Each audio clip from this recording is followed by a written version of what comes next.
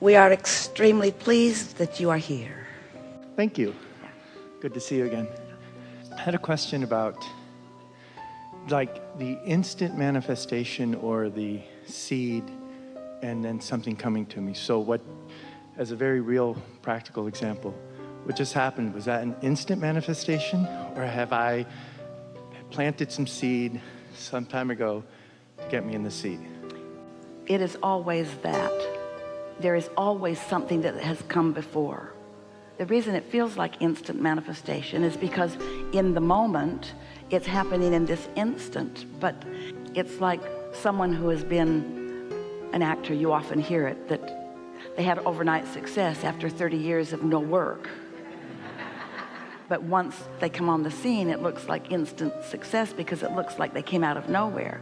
So the question is really, how aware of the vibrational evolving have you been? You see, this is the subject of thoughts turning to things.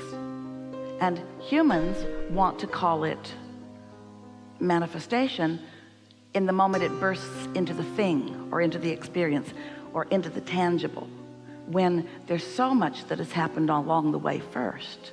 And so there are two reasons that you might not be aware of the difference between thoughts turning to things and instant manifestation. One is you just might not be sensitive to your energy, which is not the case with you.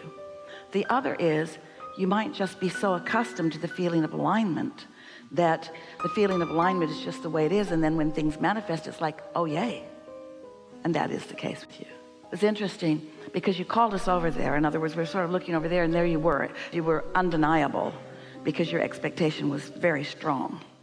And that expectation was in place before that moment. And so there you were. And did you notice, we certainly noticed, that there was no hesitation. Your expectation was so strong that you were almost in the air on your feet before we even got the point finished. Yeah. So. And so, how do I stay there all the time? You don't, but the way you improve the odds of being there more is by reveling in how good it feels when it does happen and never lamenting when it doesn't. It's all about the book of positive aspects rather than the book of trying to fix things that are broken. So if we can talk from a contrast standpoint, right? So earlier you were saying when, like, I don't want to say... What if, because there are pieces of resistance on your path always, and what if your inner being who knows where you are in relationship to where you want to be and knows where all of those pieces of resistance are, what if your inner being calls you to something that you would call unwanted on your way to something else that you would call unwanted, on your way to something that you would call greater clarity, on your way to what you want? Your inner being can't call you to a place that you're unwilling to go. That's what we were talking about with our friend. Your inner being can't assert a vibration that's so strong that will overcome your resistance. But your inner being, wise inner being, knowing what your resistance is, knows that you could come to this piece of resistance, which is slightly less, and then to this piece of resistance, which is slightly less, and to this piece of resistance, which is slightly less, which is usually what the pattern of thoughts turning to things is.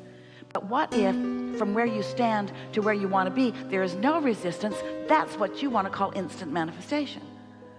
Good clarity. Did you get that? Mm-hmm. But don't you sort of kind of have to make peace with wherever you are? Don't you sort of want to say, my path of least resistance shouldn't matter to me because it doesn't matter to my inner being?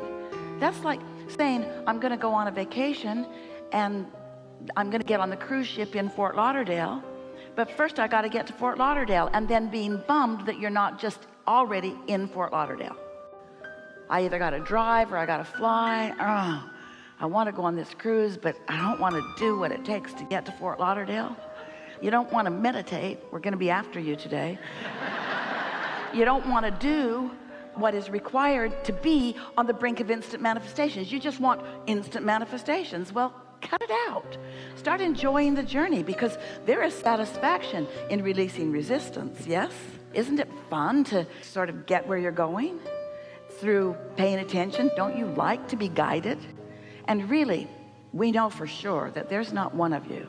Let's talk about just a physical excursion or journey somewhere. There's not one of you that wants to just go directly from where you are to there, when there's so much wonderful stuff to see along the way. So many encounters and adventures and people to see and fun to be had. The manifestation that you're looking for, the instant manifestation that you think you want. We're just going to enjoy this for a while before we tell you. Is only your excuse for the journey anyway. And the journey is so wonderful even when it isn't. Because even when it isn't, it shores up what you want. So we're not really big fans of encouraging you to want instant manifestation. First of all, because it's fiction. And next of all, because it's more fun to have a journey than to just teleport somewhere into an experience. You do that in your dream state all the time. How do you like that? Yeah, just show up somewhere a little disoriented. People you don't know. Nothing really connects quite as well, but it was instant. You went to sleep and bam, there you were in a strange new world. Esther used to wake up on a really regular basis and say to Jerry, oh, I love the continuity of my life. I love waking up in this bed and knowing how I got here. Remembering what was before and eager about what's coming next. Yeah. Something more? Yes, two things. For whatever reason, when you were just talking about whatever, trust came into my, just as a word to talk to you about, like, what is it that I can tangibly trust? I have an intuition, but I'd like to hear your thoughts on what it is that I'm trusting. Well, earlier when we were talking about, there's doubt, which doesn't feel good, which is not a vibrational match to what your inner being knows. And then there's hoping, which is a little closer. There's less resistance in hope than doubt, but there's still resistance in hope. And then there's belief, which is less resistance than hope, but there's still some resistance in some belief. But knowing, that's when you move into the no resistance zone. And we would call knowing trust. We wouldn't call doubt trust, and we wouldn't call hope trust. And we wouldn't even call belief complete trust. But when you know something, and so what trust really is being, if only for a moment, where your inner being is. When we use the word trust, and when you use the word trust, when most use the word trust, what we all really mean mostly by that word trust is that a sustainable feeling of knowing. But you don't start out with a sustainable feeling of knowing. You start out with a doubtful feeling of knowing, and then a hopeful feeling of knowing, and then a sort of more believing feeling of knowing, and then a knowing feeling of knowing. And so it's degrees, isn't it? But the more you know the existence of your inner being, and the more you know, this is the most wonderful thing about what we get to teach you or to interact with you about. There is not a shred of evidence to the contrary of anything that we speak. So it's not hard to trust it once you allow yourself to meditate and raise your vibration and then receive that guidance. You just have to know. And once you've had enough experience where you do know that, we say to people, start out with easy things. What happens with so many of you is you've got some issue that you want to get to the bottom of, or that you want to resolve. But because it's an issue, you've thought a lot about it. And you've thought a lot about it from your awareness that it isn't what you want. So without even meaning to, you've got all this resistance on this issue, and then you want to start with that issue to gain your trust. Well, that's the last issue you should start with to gain your trust, because it's the hardest issue to start with to regain your trust. You've practiced. The subject of money is a hard one because you've practiced not having enough. Even the issue of love is a hard one because you've used the word when you don't mean it. Don't you know I love you? Or you've heard it from others. And so you got to come to some vibrational awareness of what you mean. What it really comes down to is you are lovers. You love. That's who you are. And anything less than that is not who you are. But you know what's so interesting? Wherever you stand, you often believe you are right. And even if you don't feel love, you still think you're right.